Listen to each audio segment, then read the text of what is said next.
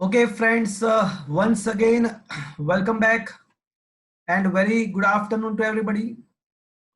I hope you all are safe, your family members, your relative, your parents all are safe, and you are enjoying this new era, this new way of learning.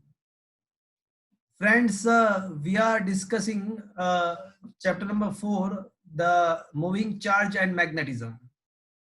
In this chapter, we have discussed the magnetic field of a different current system. Actually, we are discussing the application of the Ampere circuit law. So far, we have discussed the three application of the Ampere circuit law. Number one, to find the magnetic field of a very long current carrying wire.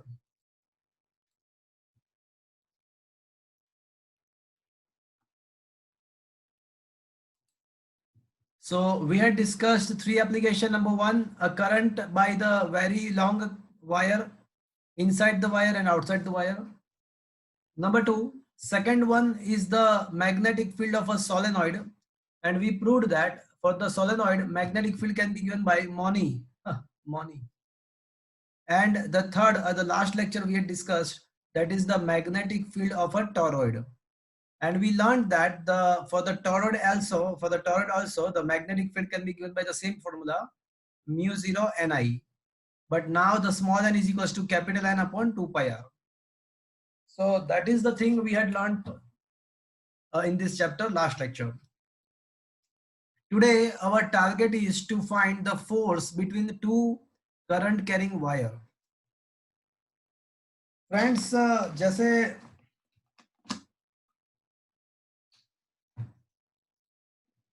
देखो एक सीधी सी बात है. कशिश is there? Kashish? Yes, sir. कशिश, ये दोनों मास own particle है. तो कोई मास particle है तो उसके आसपास क्या प्रोड्यूस करता है? ये मास पार्टिकल है तो उसके आसपास वो क्या प्रोड्यूस करता है? Gravitational field. क्या मास है तो वो उसके आसपास ग्रेविटेशनल फील्ड प्रोड्यूस करता है, और उसके अंदर कोई दूसरा मास पार्टिकल आता है तो वो क्या करेगा? By this gravitational field it will produce the force on it. मतलब कोई मास पार्टिकल अपना खुद का ग्रेविटेशनल फील्ड प्रोड्यूस करेगा, और उस फील्ड के अंदर अगर कोई दूसरा मास आएगा तो वो उसके ऊपर फोर्स लगाएगा. सिमिलरली, अगर कोई चार्ज्ड पार्टिकल है तो वो क्या करेगा? उसके आसपास क्या करेगा? Electric field produce करेगा. इलेक्ट्रिक फील्ड प्रोड्यूस करेगा. और इस इलेक्ट्रिक फील्ड के अंदर अगर कोई और चार्ज एंटर होता है तो उसके ऊपर डेफिनेटली क्या होगा? Electric force लगेगा. इलेक्ट्रिक फोर्स लगेगा. सिमिलरली, अगर कोई करंट कैरिंग वायर, तो वो अपने आसपास क्या प्रोड्यूस करेगा? Magnetic field. तो वो अपने आसपास सर्कुलरली मैग्नेटिक फील्ड प्रोड्यूस करेगा. और इस मैग्नेटिक फील्ड में अगर कोई दूसरा वायर आ जाता है तो उसके ऊपर डेफिनेटली क्या होगा? दूसरा करंट कैरिंग वायर आ जाता है तो डेफिनेटली क्या होगा? उसके ऊपर भी Force लगेगा. force लगेगा. So it is in the same consequence. So friends, now we are going to find a magnetic force between the two parallel very long current carrying wire. तो आज का हमारा जो टास्क है वो ये है कि हम दो पैरेलल वायर है, करंट कैरिंग वायर है, उसके एक दूसरे के ऊपर वो कितना म्यूचुअली फोर्स लगाते हैं उसके बारे में आज हम डिस्कस करेंगे. So friends, everybody please look at here.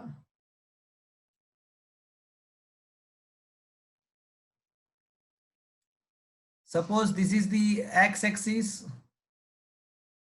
Friends एक बार वापस से सोच लेते हैं आज का टारगेट क्या है फ्रेंड्स हमारा. What is our today's target?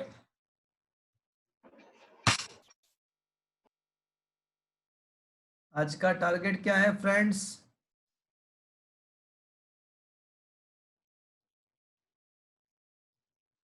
To find the force Find acting between two current carrying wires.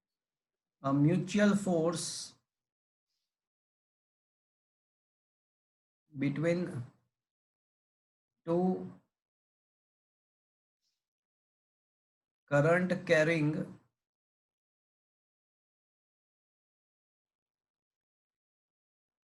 parallel wire. So आज का ये हमारा टारगेट है. So to achieve this target, we'll assume two current carrying wire, parallel long current carrying wire. But for that, we will assume some coordinate system, Cartesian coordinate system. Assume that this is the x-axis. Assume करते हैं कि ये x-axis है.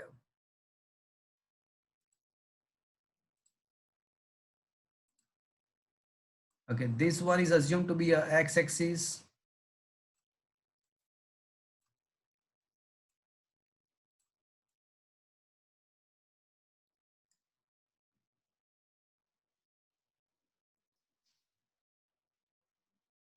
Okay.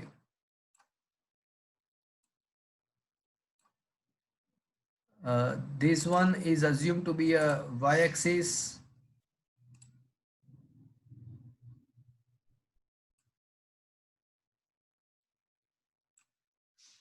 And assume that this one is the z-axis. ये जो है वो उसको z-axis assume कर लेते हैं. Okay.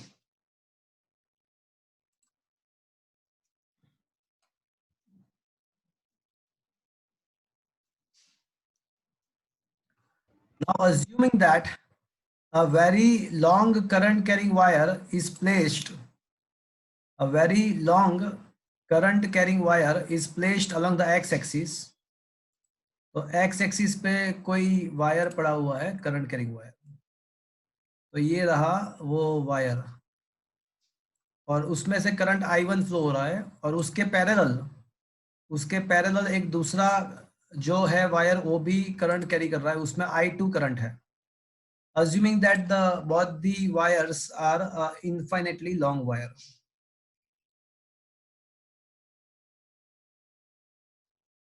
Current in the I1 wire, current in the wire number 1 is I1 and current in the second one is the I2. मैंने अभी ऐसा अज्यूम किया है कि दोनों वायर में एक ही डायरेक्शन में करंट फ्लो हो रहा है, दोनों में एक ही डायरेक्शन में करंट फ्लो हो रहा है. We can also assume that the current flowing in the both the wire are in the different direction. So उसके लिए क्या होगा वो बाद में हम देखेंगे. तो अभी मैंने फिगर में आपको यहाँ पे बताया हुआ है कि भाई two current carrying long wire are there and the current flowing from them is a I1 and I2 respectively. अब हम ऐसा सोचना पड़ेगा हमको कि कोई एक वायर का मैग्नेटिक फील्ड प्रोड्यूस हो रहा है और उसके अंदर दूसरा वायर है. तो फ्रेंड मैं क्या करूं, बोलो आप बोलो वो मैं करूं कि वायर एक के मैग्नेटिक फील्ड के अंदर वायर 2 पड़ा है ऐसा सोचूं या वायर 2 के मैग्नेटिक फील्ड में वायर 1 पड़ा हुआ है, क्या सोचना चाहिए, क्या सोचेंगे? कोई भी कर सकते हैं आप. तो Tanish is there, Tanishq. Okay. Juhi shade,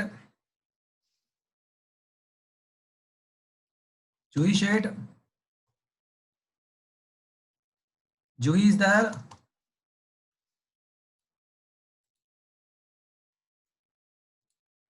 okay Juhi tell me, क्या करना है बताओ, क्या करेंगे? वायर एक के मैग्नेटिक फील्ड के अंदर wire. Okay Juhi Patel, Juhi Patel is there. हाँ यस सर.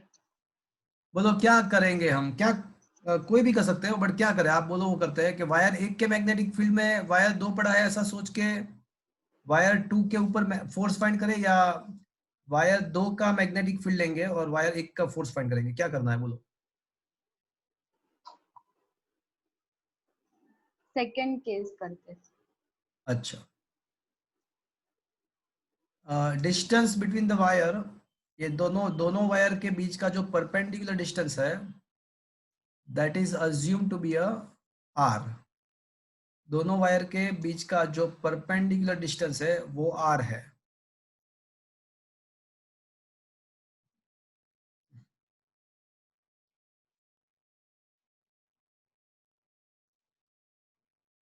अच्छा. So we'll do one thing. We'll assume the magnetic field of a wire 1 and due to the magnetic field of the wire 1, we will find the force on the wire 2.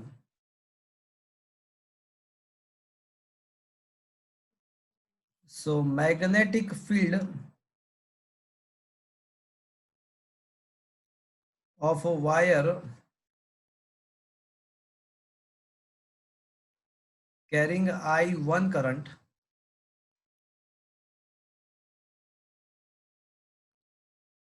is assumed to be a B1.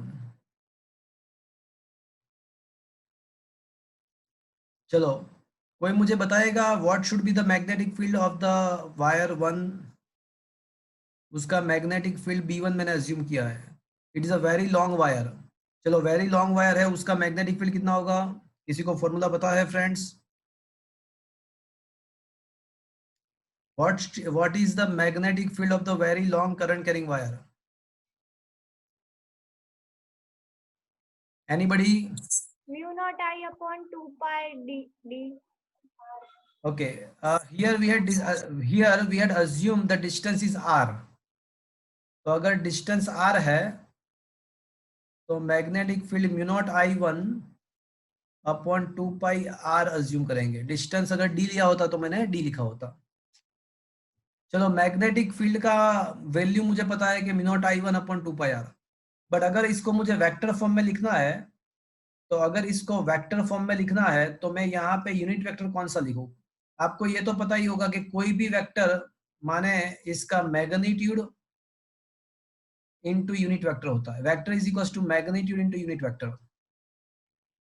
तो B1 का magnitude तो mu naught I1 upon 2 pi r है. अब unit vector क्या करेंगे? हमको यहाँ पे मतलब इस जगह पे ये I2 के जगह पे B1 का वैल्यू फाइंड करना है, मतलब ऊपर के पॉइंट पे, because we want to find the force on the I2. तो मुझे इस जगह पे यहाँ पे इस पॉइंट पे मुझे ये मैग्नेटिक फील्ड का डायरेक्शन फाइंड करना है. तो आपको पता है कि कोई लॉन्ग वायर है तो उसका मैग्नेटिक फील्ड कैसा होता है? You have to hold the wire on your right hand such a manner that your thumb is in the direction of current. मतलब वायर को ऐसे पकड़ना है राइट हैंड में कि करंट के डायरेक्शन में आपका थंब रहे. तो वायर के आसपास आपके जो फिंगर वाउंड हो गए, that will give you the direction of magnetic field. Wire के आसपास आपके जो फिंगर वाउंड हो गए वो आपको मैग्नेटिक फील्ड का डायरेक्शन देंगे. तो बताओ मुझे भैया कि यहाँ पे वायर के आसपास मैग्नेटिक फील्ड कैसे मिलेगा आपको? मतलब आगे से डाउनवर्ड जाएगा, पीछे से अपवर्ड से, ऐसा. आगे से डाउनवर्ड, पीछे से अपवर्ड. थोड़ा और सोचो.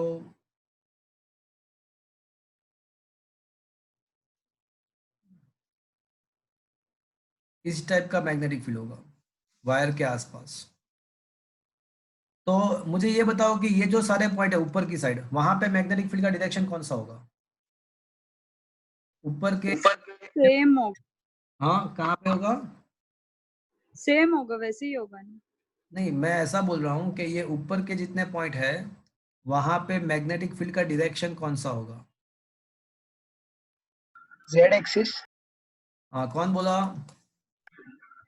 विश्वास. विश्वास. सबको समझाओ जेड एक्सिस कैसे आएगा, समझाओ सबको.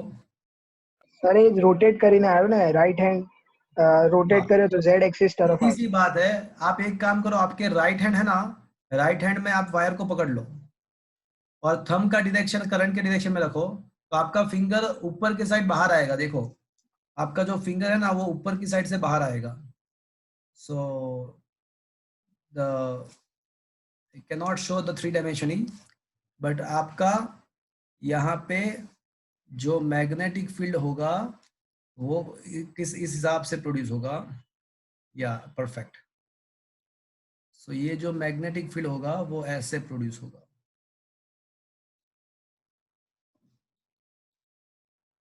ओके.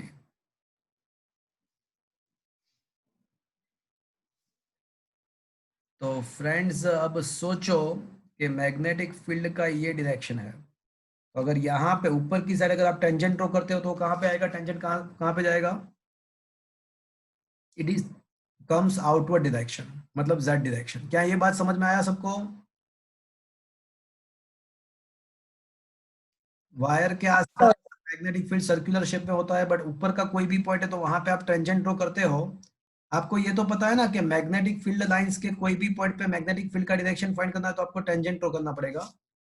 तो ऊपर की साइड अगर आप टेंजेंट ड्रॉ करोगे तो टेंजेंट आउटवर्ड डायरेक्शन में आएगा। आउटवर्ड का मतलब जेड डायरेक्शन, मतलब कि यहाँ पे मुझे लिखना चाहिए के कैप। चलो, क्या ये बात आपको समझ में आया? Is it understood friends? Yes, sir. Now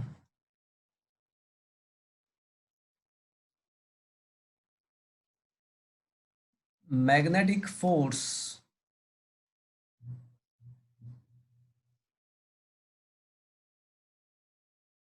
on the wire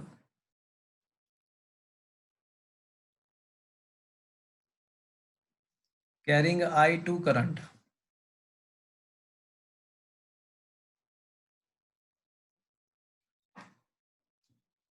due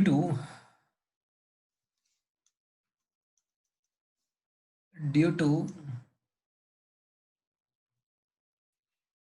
B1 magnetic field. तो फ्रेंड, क्या हमने कभी भी ऐसा पढ़ा है कि अगर कोई current carrying wire magnetic field में पड़ा है तो उसके ऊपर मैग्नेटिक फोर्स लगता है? किसी को फॉर्मूला पता है friends? If the I current carrying wire having length L is placed in the magnetic field B, then what is the formula of the force? So force on 2 by 1, force on the wire number 2 by the 1. चलो, किसी को पता है formula क्या लिखूं मैं?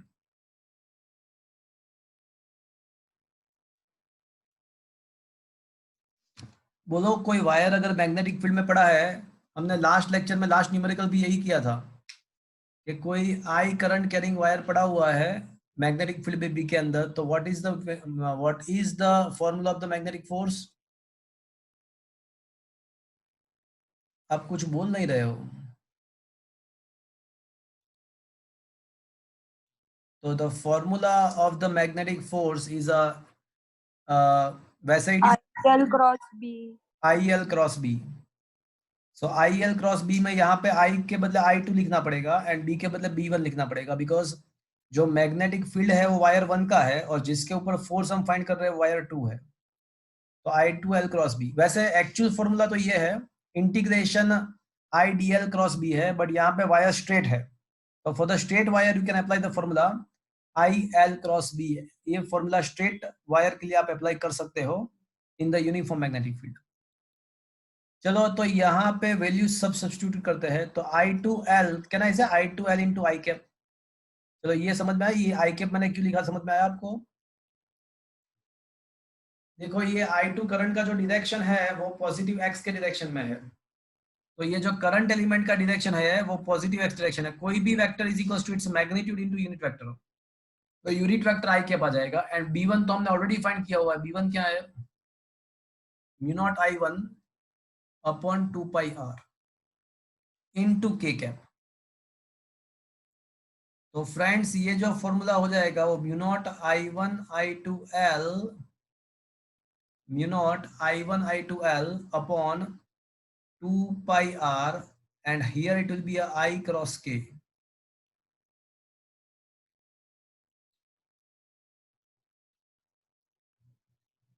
तो friends, I cross k क्या होगा? Minus J cap.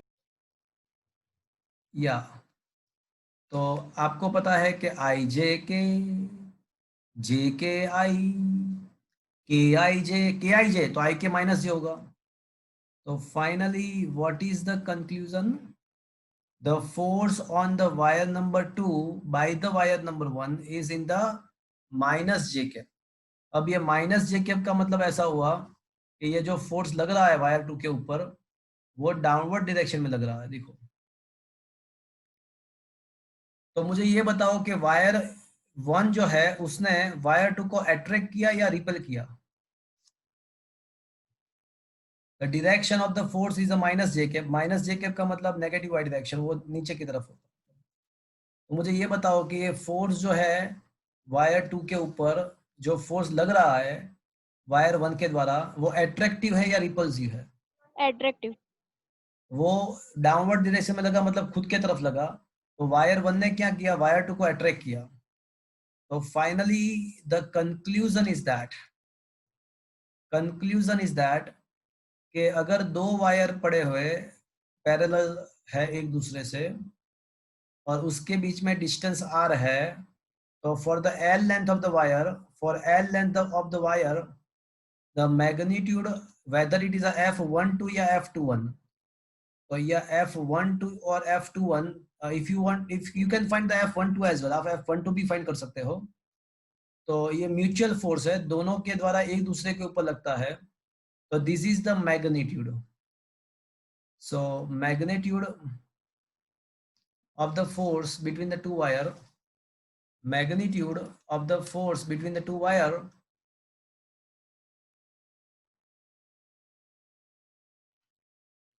can be given by mu naught I1 I2 L upon 2 pi r. So this is a magnitude, a mutual between the magnitude of the force between the two parallel long wire. अब direction के बारे में सोचते हैं, तो यहाँ पे दोनों में करंट कौन से डायरेक्शन में है, दोनों वायर में करंट कौन से direction, same direction opposite direction में है?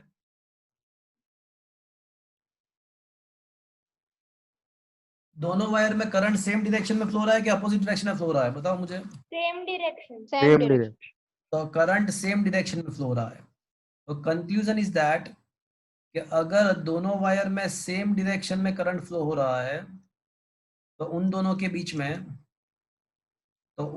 बीच में कैसा फोर्स होगा, प्रोड्यूस होगा, कैसा फोर्स प्रोड्यूस हुआ, बताओ मुझे, बोलो। अट्रैक्टिव। अट्रैक्टिव फोर्स हुआ। अगर इसका मतलब ऐसा भी हुआ, हम प्रूव भी कर सकते हैं, अगर दोनों वायर में अपोजिट डायरेक्शन में करंट फ्लो हो रहा है सपोज, तो हम ऐसा प्रूव कर सकते थे इसी मेथड के द्वारा, तो जो फोर्स आएगा वो ऑब्वियसली कैसा आएगा, रिपल्सिव।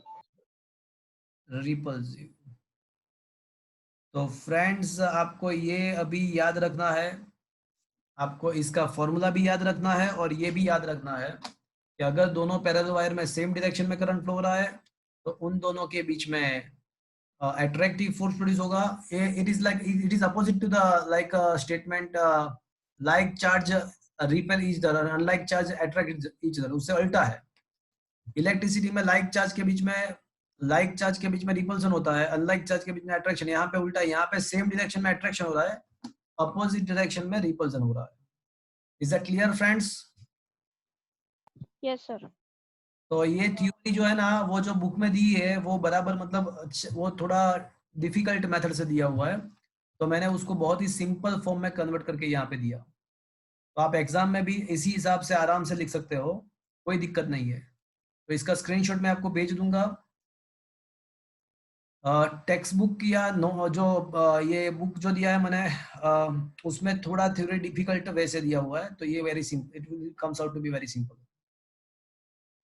तो क्या फ्रेंड्स ये चीज आपको समझ में आई? Yes sir. तो इसका स्क्रीनशॉट मैं आपको भेज दूंगा। तो अब हम थोड़ा आगे बढ़ेंगे। फ्रेंड्स मैं आपको 11th स्टैंडर्ड का एक चैप्टर आपको शेयर कर रहा हूँ अभी। 11th स्टैंडर्ड का चैप्टर नंबर 2, उसमें 1 एम्पियर करंट का डेफिनेशन दिया हुआ है। 1 एम्पियर करंट का डेफिनेशन दिया हुआ है।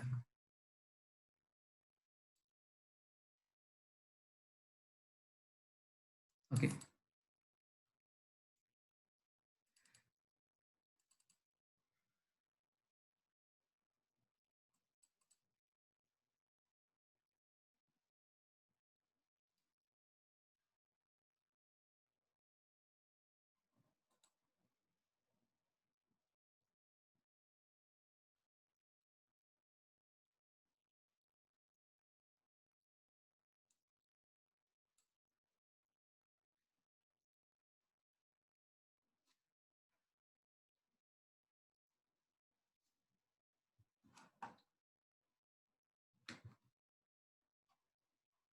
Okay so here is the definition of the ampere. देखो क्या लिखा है, देखो तो जरा। Ampere is that constant current for which if maintained in the two straight parallel conducting wire of the infinite length of a negligible cross section and placed 1 meter apart in a vacuum and would produce the force between them between this conductor is a 2 into 10 raised to minus 7 Newton per 1 meter per unit length of the wire. तो यहाँ पे 1 ampere का current का definition दिया हुआ है कि अगर क्या लिखा हुआ है 1 ampere current is that current that constant current for which if we put a two parallel long wire and pass that constant current from it, and if they placed the separation between them is a 1 meter, and if the magnetic force produced between them in vacuum is a 2 into 10 raised to minus 7 Newton per unit length, then that constant current is defined to be a 1 ampere. It is considered to be a biggest definition of the physics. तो ये 1 ampere का definition यहाँ पे दिया हुआ है. तो in the 11th standard you are not required to prepare the definition, but अभी हम ये डेफिनेशन को प्रूव करेंगे. हम आज अभी इस डेफिनेशन को प्रूव करेंगे. तो फ्रेंड्स हम 1 एम्पियर डेफिनेशन को प्रूव करेंगे. हमारे पास दो वायर के बीच में जो फोर्स मैग्नेटिक फोर्स है उसका फॉर्मूला है, and the formula now you have to remember mu naught I1 I2L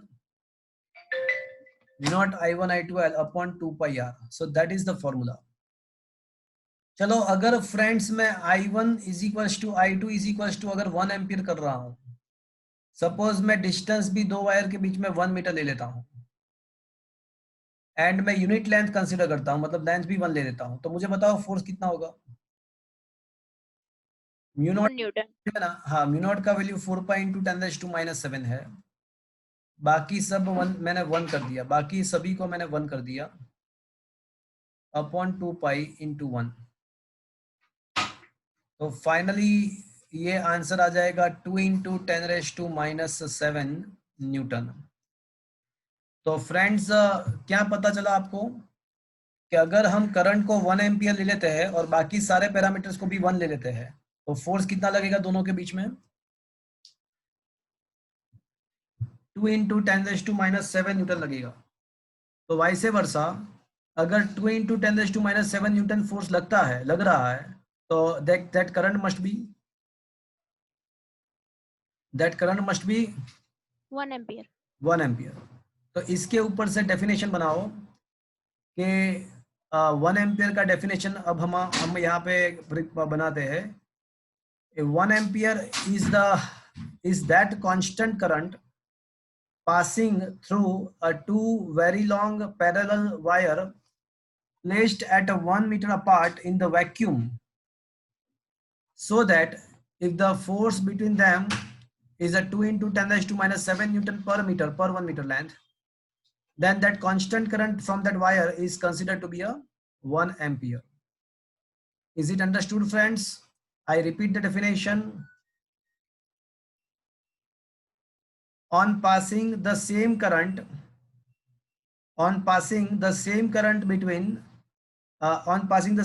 from the two very long parallel wire having negligible cross sectional area placed at a 1 meter distance in a vacuum, and if the force between them is found to be a 2 into 10 raised to minus 7 Newton per unit length, then that same current passed from the wire is defined as a 1 ampere. So that is the definition of the 1 ampere. The question is that question आपको 2 marks में ऐसा पूछ सकते हैं, 2 marks में 2 marks में ऐसा question पूछ सकते हैं आपको कि write down the formula of force, write down the formula of the force between the two parallel wires and from that define 1 ampere current. ऐसा क्वेश्चन पूछ सकते हैं 2 मार्क्स में. तो क्या फ्रेंड्स ये आपको 1 एम्पियर का डेफिनेशन समझ में आया फ्रेंड्स? Yes sir. तो friends it is you should prepare this question as a 2 mark. तो फ्रेंड्स हमने बहुत सारे अलग अलग टाइप के मैग्नेटिक फोर्स के बारे में डिस्कशन किया.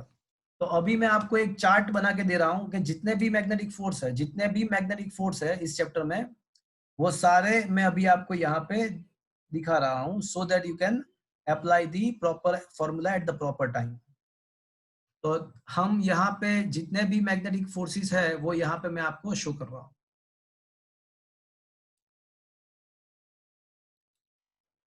Okay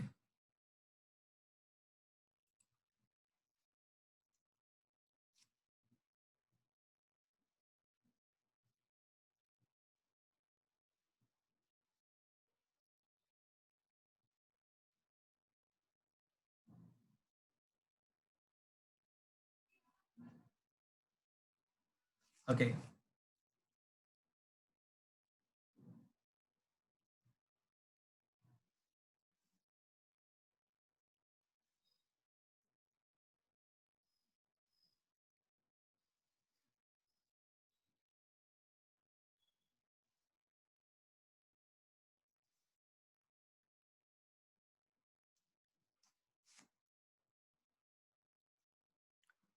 so very first thing,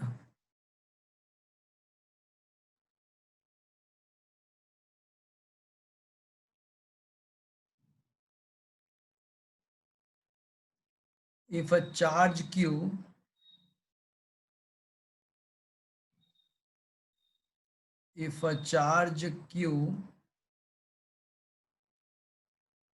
is moving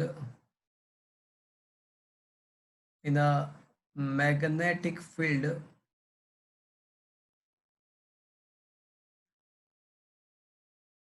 B with the velocity v, then force on it. चलो कोई मुझे बताएगा what is the formula of the force? Q into V cross B. Q into E cross B. So that is the force. हमको ये भी पता है कि अगर you can see that from this formula it's very clear that F is a perpendicular to the velocity and hence the acceleration is also perpendicular to the velocity. Cross product का जो direction होता है वो दोनों vector के perpendicular होता है. तो फोर्स का जो डायरेक्शन है वो v क्रॉस b के डायरेक्शन में है, but v cross b is perpendicular velocity. अगर फोर्स वेलोसिटी से परपेंडिकुलर है तो एक्सेलरेशन भी परपेंडिकुलर है. तो in this kind of situation magnitude of velocity remains constant and direction change होगा. So which is in this kind of situation, which kind of motions are possible? So either uniform circular motion or helical motion is possible. तो charge particle जब कोई magnetic field में enter होता है तो उसके पास दो ही रास्ते हैं. अगर वो परपेंडिकुलर एंटर होता है तो वो यूसीएम करेगा, यूनिफॉर्म सर्कुलर मोशन करेगा. अगर वो कुछ एंगल बना के एंटर होगा तो वो आपको पता है कि हेलिकल मोशन करेगा. फिर उसके बाद हमने लॉरेंट्स फोर्स के बारे में भी सोचा था. सो लॉरेंट्स फोर्स जो है ना, that is the combined effect of the electric and magnetic force. So the formula of the Lorentz force, if you remember, it was the vector addition of the electric and magnetic force. So if you remember, the formula was a Q into E plus V cross B. तो हमने यहाँ पे एक ये चीज देखी थी, if you remember, if the condition number 1, if the electric field is perpendicular to the magnetic field is perpendicular to the velocity, मतलब all three perpendicular,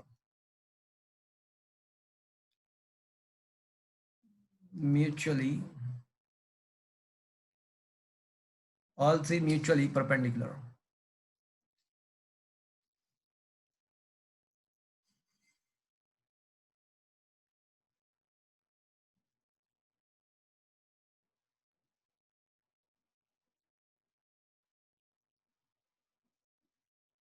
and number 2, याद है किसी को कौन सा कंडीशन दूसरा? अगर V is equal to E by b होता है So in that case, the resultant force can be 0. And this is uh, it is known as a velocity selector, if you remember. Sir deviate ना था straight line थी था एक ने Resultant force 0 का मतलब वो without deviation जाएगा, without changing its path. And this concept is used in the velocity selector. Is that clear? मतलब ये दोनों कंडीशन सेटिस्फाई होने के बाद ऐसा होगा, अदरवाइज नहीं. ये दोनों कंडीशन सेटिस्फाई होगा तो ऐसा हो सकता है. So that is what is the Lorentz force. उसके बाद third one, if the current element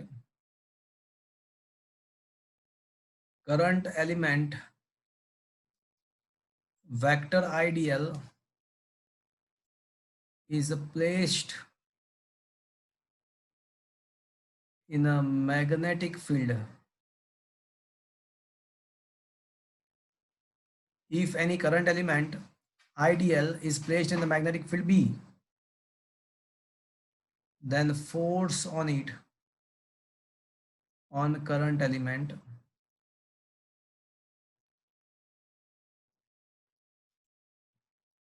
तो उसको मैं df बोलता हूँ. तो वो करंट एलिमेंट के ऊपर कितना फोर्स लगेगा, तो the formula is IDL cross B जितना. So this is the force on the current element.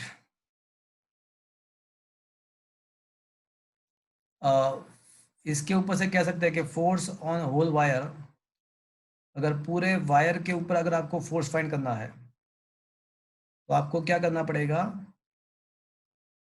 तो आपको इंटीग्रेशन लेना पड़ेगा. तो with for the whole wire integration IDL cross. And one more thing, if the wire is a straight, if the wire is a straight and if a b is a constant, तो in this kind of situation आप क्या कर सकते हो कि I को बाहर निकाल सकते हो एंड इंटीग्रेशन dl का हो जाएगा total length of the wire. So this is the formula for the straight wire where L is the length of the wire. One more thing,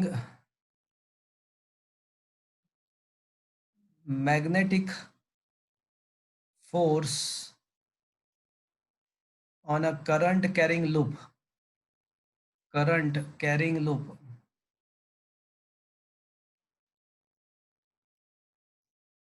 placed in a uniform magnetic field.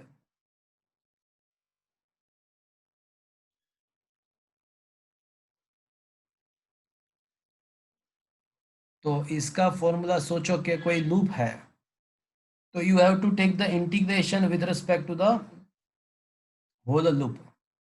तो friends यहाँ पे क्या होगा कि अगर आप vector addition करोगे, closed loop में वेक्टर का एडिशन ऑलवेज जीरो होता है. क्लोज्ड लूप में वेक्टर एडिशन ऑलवेज जीरो होता है. तो ये फोर्स का मैग्नीट्यूड जीरो हो जाएगा because with respect to the closed loop the vector addition of the all element is zero. तो आपको ये चीज याद रखनी है कि अगर आप कोई यूनिफॉर्म मैग्नेटिक फील्ड के अंदर सपोज कि आप कोई करंट कैरिंग लूप प्लेस करते हो, तो उसके ऊपर ऑलवेज मैग्नेटिक फोर्स जीरो ही होता है. ये चीज आपको अभी याद रखना है, समझ लेना है ये चीज. तो जैसे ये करंट कैरिंग लूप यहाँ पे पड़ा हुआ है,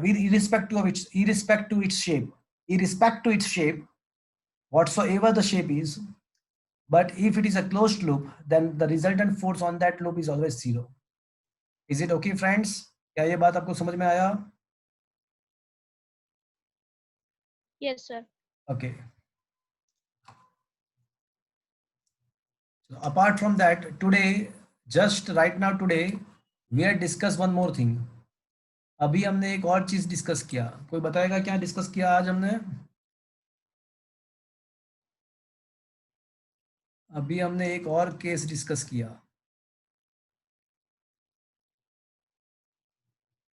magnetic force between two long parallel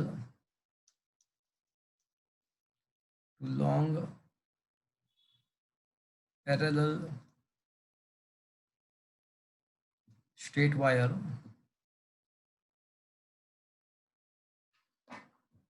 magnetic force between the two long parallel straight wire can be given by formula just we had discussed mu naught I1 I2 L upon 2 pi r। और हमने ये भी discuss कर लिया कि अगर current same direction में है, अगर करंट सेम डायरेक्शन में है तो उन दोनों के बीच में क्या होगा? attractive force. अट्रैक्शन होगा। और अगर दोनों में से अपोजिट डायरेक्शन में करंट पास हो रहा है तो दोनों के बीच में क्या होगा? Repulsive force. Repulsive force produce होगा। तो फ्रेंड्स जितने भी मैग्नेटिक फोर्स के रिलेवेंट जो जितने भी फॉर्मूला थे, ये सारे फॉर्मूला मैंने यहाँ पे आपको एक साथ बताया so that you can identify at which time which formula is applicable. So ये पूरा आपको वापस से मैं भेज दूंगा आपको आपके मोबाइल में, तो ये लिख लेना उसके बाद। तो ये सारे मैग्नेटिक फोर्स के बारे में मैंने यहाँ पे डिस्कस किया। अब मैं कुछ यहाँ पे नोट्स शेयर कर रहा हूँ।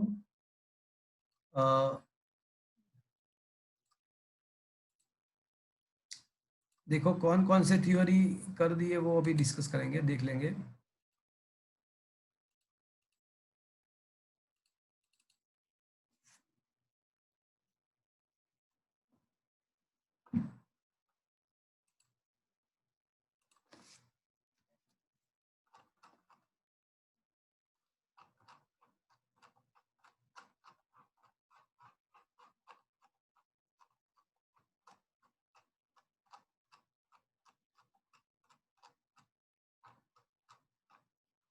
ओके फ्रेंड्स, लास्ट लेक्चर में 29th क्वेश्चन डिस्कस किया था, तो आज है ना 30th क्वेश्चन मैंने डिस्कस किया। बट आपको ये जो क्वेश्चन है 30, ये क्वेश्चन आपको इसमें से प्रिपेयर नहीं करना है। मैंने आपको जो अभी मैं आपको व्हाट्सएप में स्क्रीनशॉट भेजूंगा तो उसमें मैंने बहुत ही इजी तरीके से इसको प्रूव किया है। तो you need not to prepare the question from this notes, you can prepare easily from that note. Okay, तो ये टू पैरेलल वायर का question that is a very important, this is important.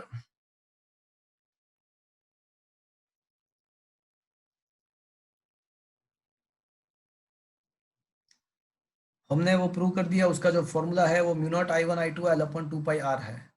d अगर distance लेते तो d हो जाएगा, अगर r distance लेते तो r हो जाएगा। ये 30 क्वेश्चन 2 मार्क या 3 मार्क्स में आ सकता है। 31 क्वेश्चन भी हमने डिस्कस कर लिया 2 मार्क्स में। डिराइव द एक्सप्रेशन और write down the expression, derive नहीं, write down the expression for the force per unit length between the two very long straight wire between the force। तो ये आपको फोर्स का formula लिखना है और उसके ऊपर से हैंस डिफाइन 1 एम्पियर करंट, और 1 एम्पियर करंट को डिफाइन करना है। तो वो हमने कैसे डिफाइन होता है वो पूरा चीज हमने डिस्कस कर लिया। ये 1 एम्पियर का डेफिनेशन कैसे प्रिपेयर होता है वो भी हमने डिस्कस कर लिया। और 1 एम्पियर के द्वारा हम 1 कूलम को भी डिफाइन कर सकते हैं। 1 एम्पियर के द्वारा 1 कूलम को भी डिफाइन कर सकते हैं। तो वो क्वेश्चन नंबर 32 आप खुद कर सकते हो कि भाई अगर करंट 1 एम्पियर है और अगर टाइम 1 सेकंड ले लेते हैं, तो टाइम अगर 1 सेकंड ले लेते हैं तो जो चार्ज पास होगा वो 1 कूलम हो जाएगा। तो a charge pass from any cross sectional area of a conducting wire having current 1 ampere in 1 second is always a 1 coulomb। तो 1 कूलम का डेफिनेशन हम प्रिपेयर कर सकते हैं। तो फ्रेंड्स क्वेश्चन नंबर मैंने आपको क्वेश्चन नंबर 32 तक कराया है। अब कुछ इसके बेस पे एक आध दो न्यूमेरिकल्स है वो भी हम ले लेते हैं।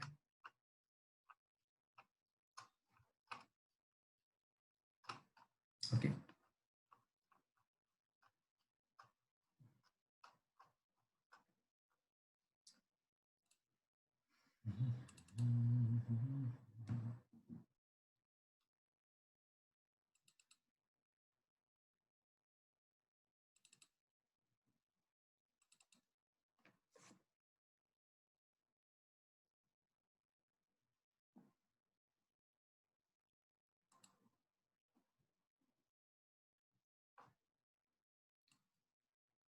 फ्रेंड्स, आई होप कि आप लोगों ने न्यूमेरिकल्स के नोट्स एंड ये कुमार पब्लिकेशन के नोट्स आपने ऑफिस से कलेक्ट कर लिए होंगे। अगर नहीं किया है तो कलेक्ट कर लीजिएगा। अगर फीस बाकी है तो फीस भी पे कर दीजिएगा।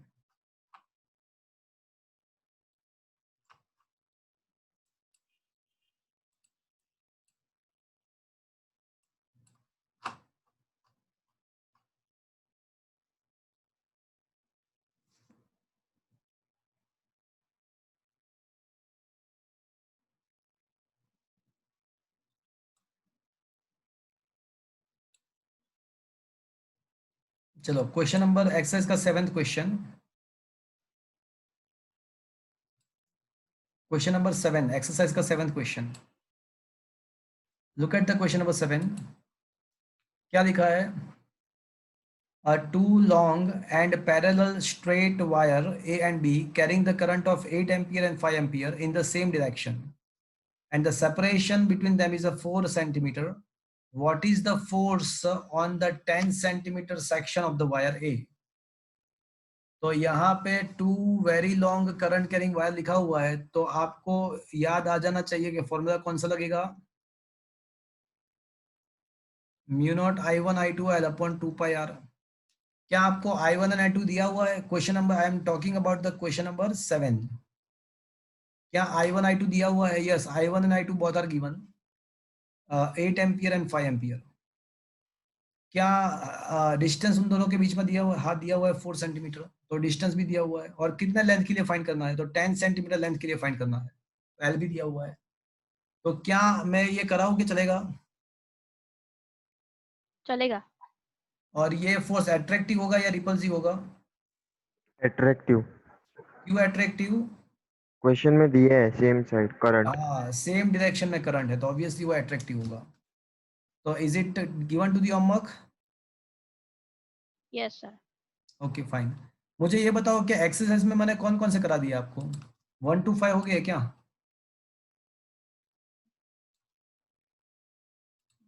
एक्सरसाइज के मुझे बताओ ना कौन कौन से हो गए। 1 is done, 2nd is done, 3rd हो गया कि बाकी? 3rd 4th? थर्ड बाकी है, फोर्थ થઈ ગયો। ऐसा नहीं हो सकता है। आइदर दोनों हैज बीन कंप्लीटेड, या तो 3rd and 4th दोनों साथ में करवा दिया होगा, या दोनों बाकी हो गए। સર બંને બાકી છે. हाँ ओके। तो एक्सरसाइज का 3rd question. Come to the question number 3 of the exercise. First and second हो गया ना कि वो बाकी है? हो गया हो गया। Okay fine. तो 3rd question. A long straight wire in the horizontal plane carries the current of 50 ampere in the north to south direction. चलो अब ये नॉर्थ साउथ डायरेक्शन, तो इसके लिए आपको क्या करना है कि पहले ये डायरेक्शन का ड्रॉ करना है। चलो अब एक वायर है, वायर जो है ना वो नॉर्थ से साउथ के तरफ करंट को कैरी कर रहा है। A long straight wire in the horizontal plane carries a current of 50 ampere in the north to south direction. चलो ये वायर है हमारा और वो नॉर्थ से साउथ डायरेक्शन में करंट को कैरी कर रहा है। हमको पता है ये नॉर्थ है, ये साउथ है, ये ईस्ट है, वेस्ट है। Friends always remember, north south east west are horizontal to the earth surface. कभी बच्चे ऐसा सोचते हैं कि नॉर्थ का मतलब ऊपर जाएगा। नहीं बच्चे, नॉर्थ का मतलब ऊपर नहीं होता है। नॉर्थ साउथ ईस्ट वेस्ट ये चारों डायरेक्शन अर्थ के पैरेलल होता है। Upward and downward is other two direction apart from the north south east west. Upward and downward is the other two directions. अब यहाँ पे क्वेश्चन क्या है? क्वेश्चन में ऐसा लिखा हुआ है कि जो करंट फ्लो है वो नॉर्थ से साउथ हो रहा है, तो मतलब ये करंट यहाँ पे फ्लो कर दिया नॉर्थ से south. Give the magnitude and the direction of the magnetic field at the point 2.5 meter east of the wire. तो वायर से ईस्ट साइड मतलब यहाँ पे जो पॉइंट है वहां पे मुझे मैग्नीट्यूड फाइंड करना है मैग्नेटिक फील्ड का एंड डायरेक्शन फाइंड करना है। चलो वेरी लॉन्ग वायर है तो उसका मैग्नेटिक फील्ड कितना होगा? बताओ भैया, वेरी लॉन्ग वायर है तो मैग्नेटिक फील्ड कितना? Mu nought I by 2 pi r. Very good, mu nought I upon 2 pi r. क्या आप लोग, क्या आपको क्वेश्चन में करंट दिया हुआ है या करंट 50 एम्पियर दिया हुआ है? हाँ दिया है। क्या डिस्टेंस दिया हुआ है आपको, कौन से डिस्टेंस पे फाइंड करना है? ये भी दिया हुआ है 2.5 मीटर।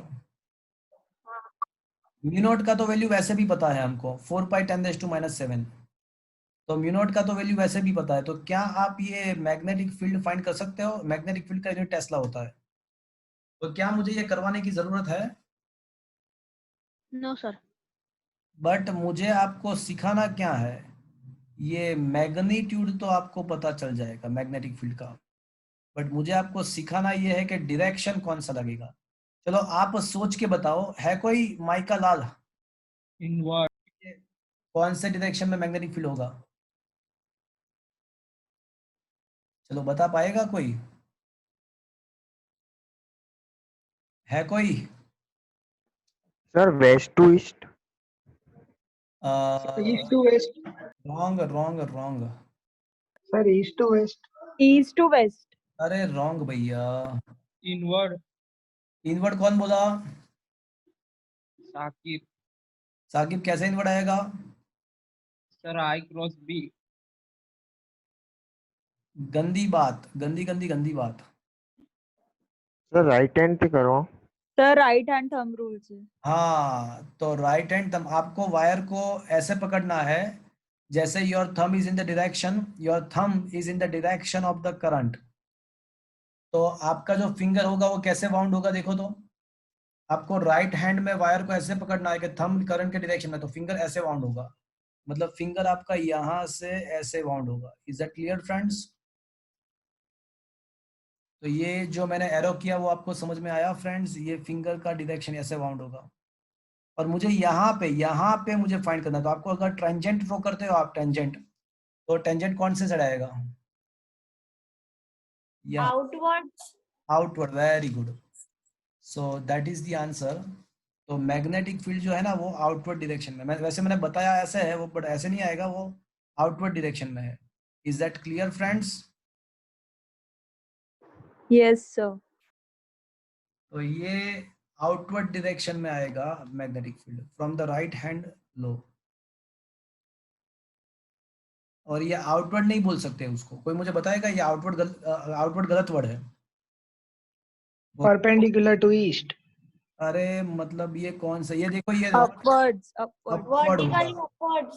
हाँ ये बराबर है, because north south east west जो है ना वो तो सरफेस के, अर्थ के सरफेस के पैरेलल है। तो ये एरो जो आपको आउटवर्ड दिख रहा है वो एक्चुअली अर्थ के लिए क्या होगा, अपवर्ड डायरेक्शन में हो जाएगा। देखो ये, चलो क्या ये बात समझ में आया आपको?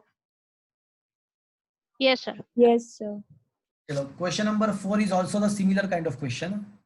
क्वेश्चन नंबर 4 भी ऐसा ही है।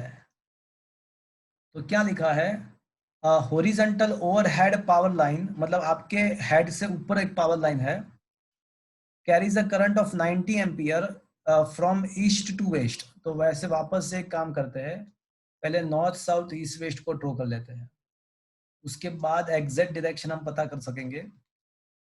तो अब यहाँ पे जो वायर है हमारा, हमारा जो वायर है वो करंट कहाँ से कहाँ कैरी कर रहा है, तो वो करंट कैरी कर रहा है फ्रॉम ईस्ट टू वेस्ट।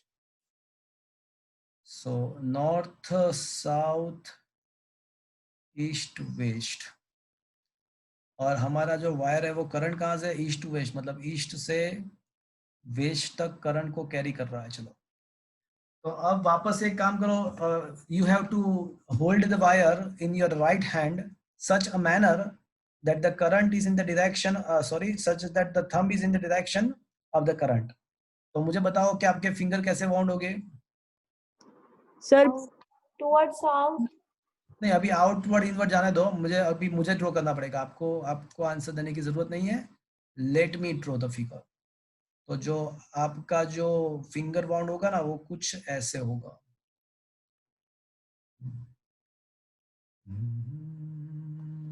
मस्तानी मदहोश किए जाऊं।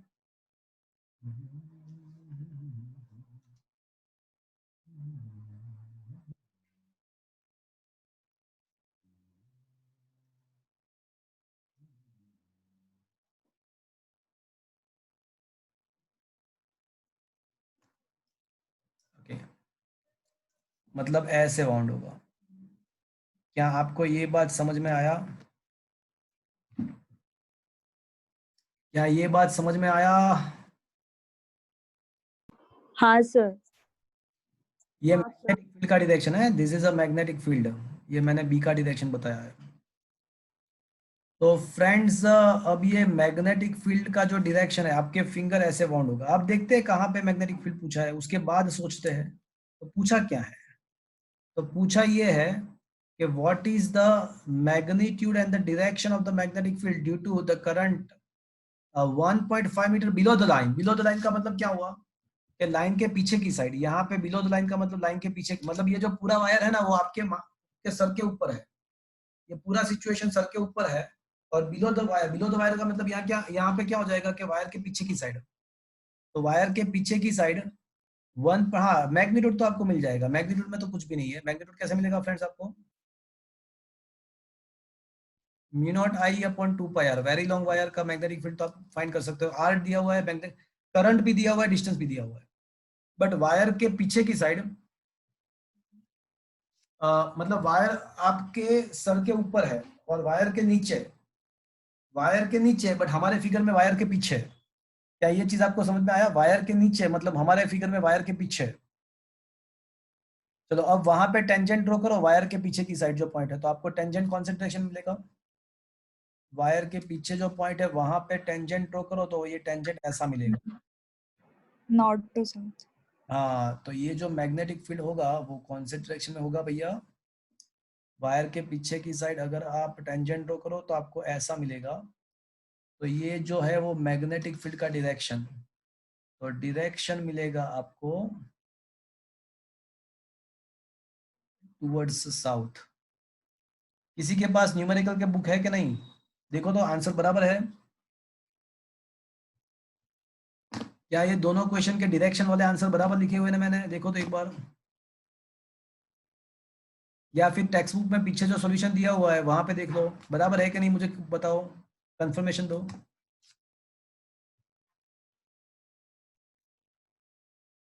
हाँ सर। दोनों में बराबर लिखा हुआ है। क्या लिखा है आंसर? फर्स्ट में परपेंडिक्युलर એટલે વર્ટિકલી અપવર્ડ્સ બરાબર છે અને second અને ફોર્થ માં ટુવર્ડ સાઉથ ફ્રોમ પી। या एग्जैक्टली तो दोनों में बराबर है। क्या ये आपको समझ में आया फ्रेंड्स? Yes, हाँ sir. Okay fine. फिफ्थ करवा दिया, बाकी है।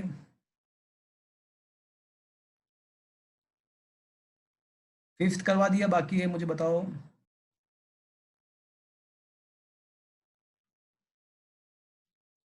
बताओ भैया, फिफ्थ कराया बाकी है? बाकी है। Okay fine. चलो क्वेश्चन नंबर 5 पे आ जाओ।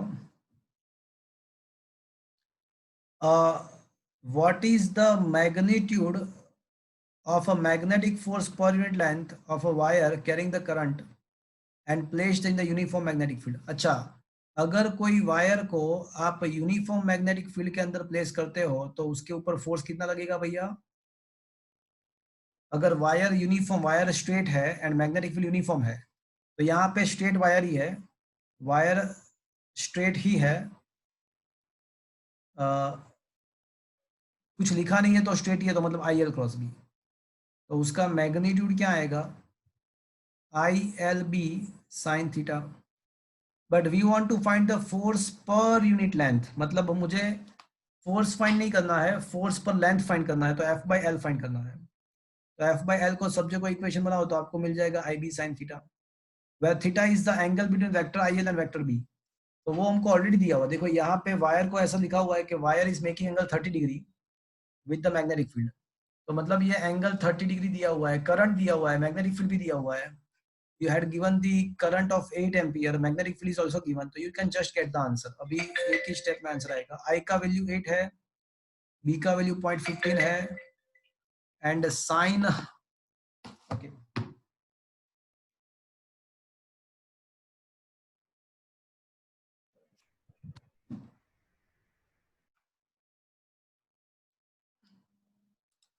Friends am I audible to you? क्या आवाज लेग हो रही है? सर लैग हो रहा है आपका आवाज। Yes, sir. ओके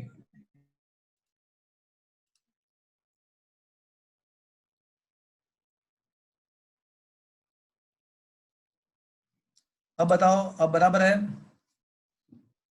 हाँ सर। अभी आवाज बराबर आ रही है? हाँ सर।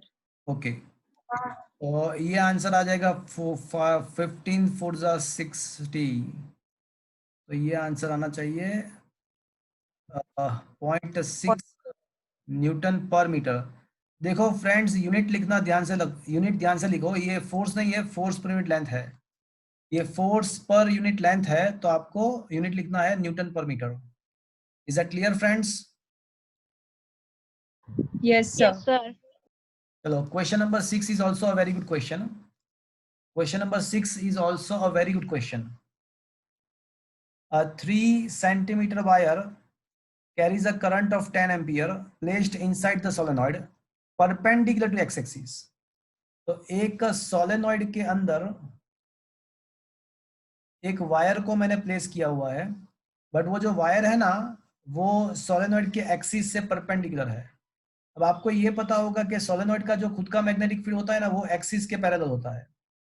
सोलेनॉइड का जो मैग्नेटिक फील्ड होता है वो उसके एक्सिस से पैरेलल होता है, वो हमने लास्ट लेक्चर में डिस्कस किया था। और जो वायर पड़ा हुआ है ना, वो परपेंडिकुलर है।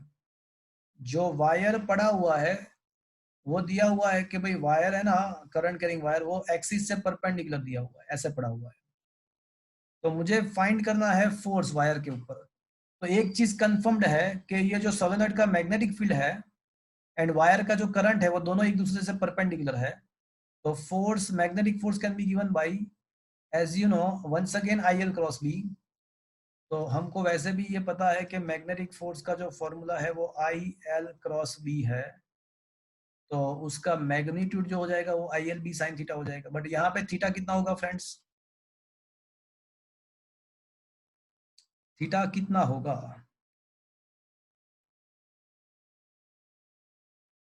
90। 90. तो दिख रहा है 90. थीटा 90 होगा, because IL and B both are mutually perpendicular.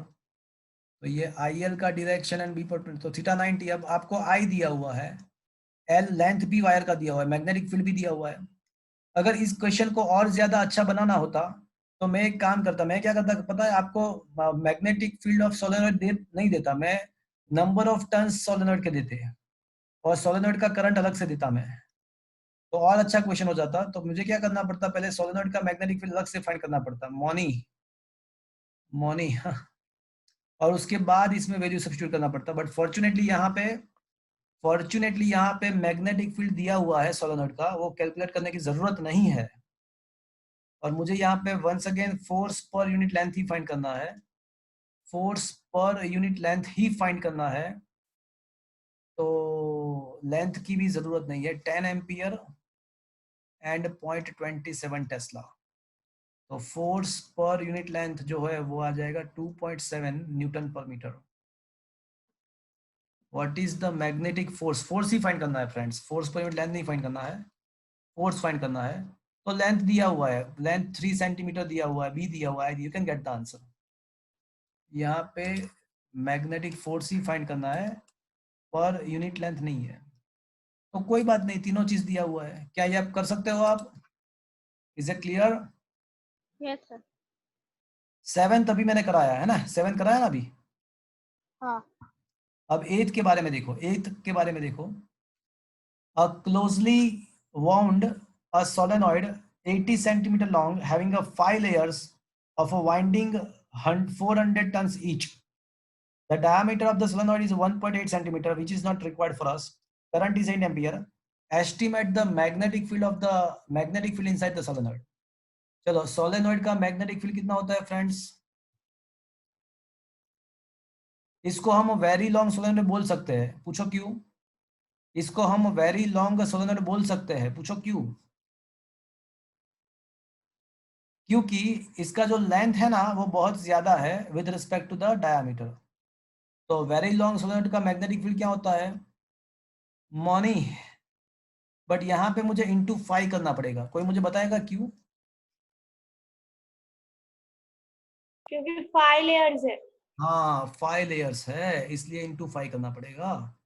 अब यहाँ पे number of turns per unit length या तो आप अलग से फाइंड कर सकते हो, या फिर यहाँ पे ही हम वैल्यू प्लेस करेंगे। तो म्यू नॉट का वैल्यू 4/10⁻⁷ है, नंबर ऑफ टर्न्स 400 है, पर लेंथ दिया हुआ है 80 सेंटीमीटर का मतलब 0.8 मीटर, करंट दिया हुआ है हमको 8 एम्पियर। तो सारा वैल्यूज हमको दिया हुआ है, you can just get the answer. तो क्या ये आप कर सकते हो friends? Yes, sir. Okay, so friends, question number 1 to 8 of the exercise is over now. 9th question कौन सा है? नहीं, टॉर्क अभी चलाना बाकी है, टॉर्क बाकी है, 11 भी बाकी रहेगा। आई थिंक 9 10th कराना बाकी रहेगा, 11 12 मैंने करवा दिया होगा, right? 11 12 I think had done, right? 11th and 12th करवा दिया, बाकी है बाकी जैसा अरे हो गया है, થઈ ગયા છે. 11th and 12th करवा दिया है। वो साइक्लोट्रॉन मतलब वो सर्कुलर पाथ का फ्रीक्वेंसी रेडियस ऐसा कुछ फाइंड करना હા है। થઈ ગયા છે. हाँ हो गया, पता है, हो गया। ओके 17 मैंने लास्ट टाइम कराया था। ओके फ्रेंड्स, तो आज इतना रखते हैं।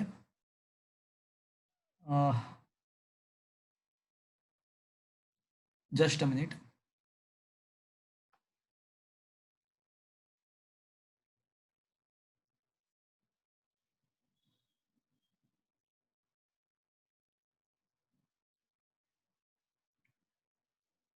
अच्छा, one very important, one very intelligent question we are going to discuss. चलो क्वेश्चन नंबर 26 पे आ जाओ। आप थोड़ा सोचना, बहुत मजा आएगा, मजा आएगा। चलो क्वेश्चन नंबर 26 के बारे में देखो। तो फ्रेंड्स, अभी मैंने जो बोला था वही यहाँ पे है। 26 क्वेश्चन में सोलेनॉइड के अंदर वायर को परपेंडिकुलर रखा है और यहाँ पे ऐसा हो रहा है, देखो, a solenoid of a 60 centimeter long and the radius 4 centimeter having a 3 layers of the winding of a 300 tons each. A 2 centimeter long wire having a mass 2.5 gram inside the solenoid placed normal to the axis. Once again, same situation, normal to the axis. Both the wire and the axis of the solenoid are in the horizontal plane. The wire is connected through the lead, two leads parallel to the axis of the solenoid with the external battery.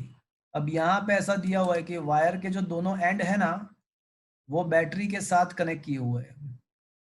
Wire के दोनों and terminal को battery के साथ connect किया हुआ है।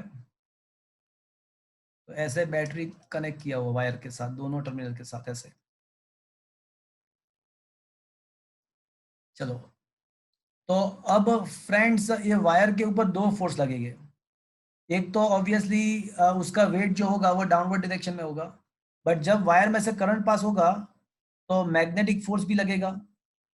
अब wire है ना, ऐसा दिया हुआ है कि वायर जो है ना वो क्या लिखा हुआ देखो, what is the value of the current और approximate value in the winding, what is the value of current in the winding of the solenoid that can support the weight of the wire. Support the weight of the wire का मतलब क्या हुआ कि wire का wait magnetic force के द्वारा balance हो रहा है। तो वायर का जो वेट है वो मैग्नेटिक फोर्स के द्वारा बैलेंस हो रहा है। तो मैग्नेटिक फोर्स तो आपको पता है ILB sin थीटा, यहाँ पे थीटा वैसे भी 90 दिया हुआ है। तो मैग्नेटिक फोर्स कितना हो जाएगा भैया, BIL। और मुझे बताओ कि ये I जो है वो कौन सा करंट है, ये BIL में I जो है वो कौन सा करंट है? वायर का वायर का करंट है, वायर का करंट है। तो पहले एक काम करते हैं, मैग्नेटिक फील्ड फाइंड कर लेते हैं। तो magnetic field is equal to m G upon IL।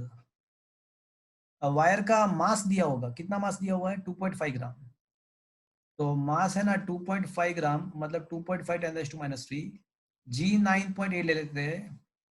Current, wire का करंट दिया हुआ, देखो वायर का करंट कितना है, वायर के अंदर से कितना करंट पास हो रहा है 6 एम्पियर। वो बैटरी के द्वारा वायर में से 6 एम्पियर करंट पास हो रहा है बैटरी के द्वारा, वो हमको क्वेश्चन में दिया गया है। And length of the wire क्या दिया हुआ है, वायर का लेंथ, सोलेनॉइड का नहीं, वायर का लेंथ क्या दिया हुआ है, वायर का लेंथ कितना दिया हुआ है, 2 सेंटीमीटर लॉन्ग वायर, तो वायर का जो लेंथ है वो 2 सेंटीमीटर है, 2 × 10⁻²। तो अब क्या बचेगा, चलो सिंपल कर देते हैं, 9.8 के बदले 10 लिख देते हैं, तो ये हो जाएगा कुछ 25/12 हो जाएगा, 6 2 ज़ा 12 एंड 10⁻⁻1 तो भी बचेगा, तो ये हो जाएगा 12 2 ज़ा 24, एक बचा 2.0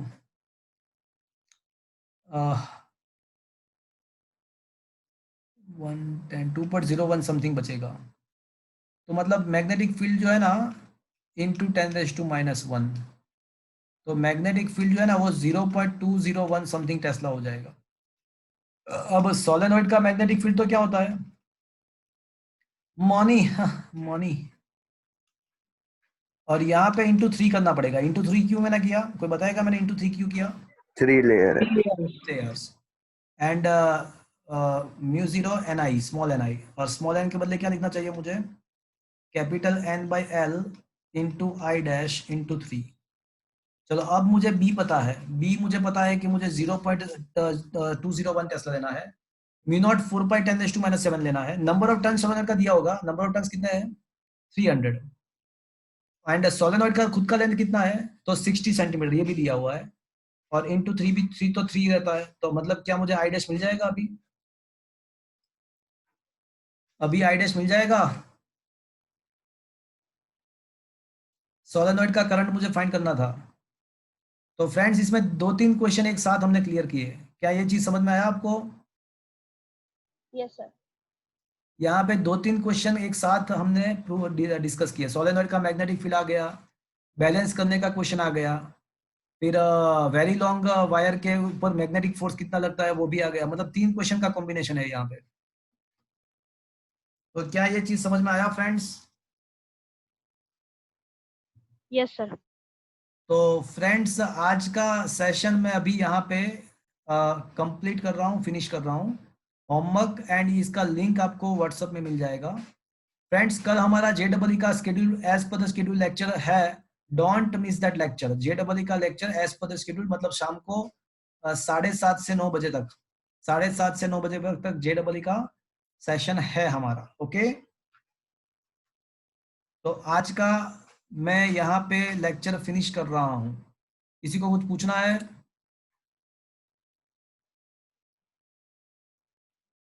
Okay friends, I am just making the lecture, completing the lecture. Thank you.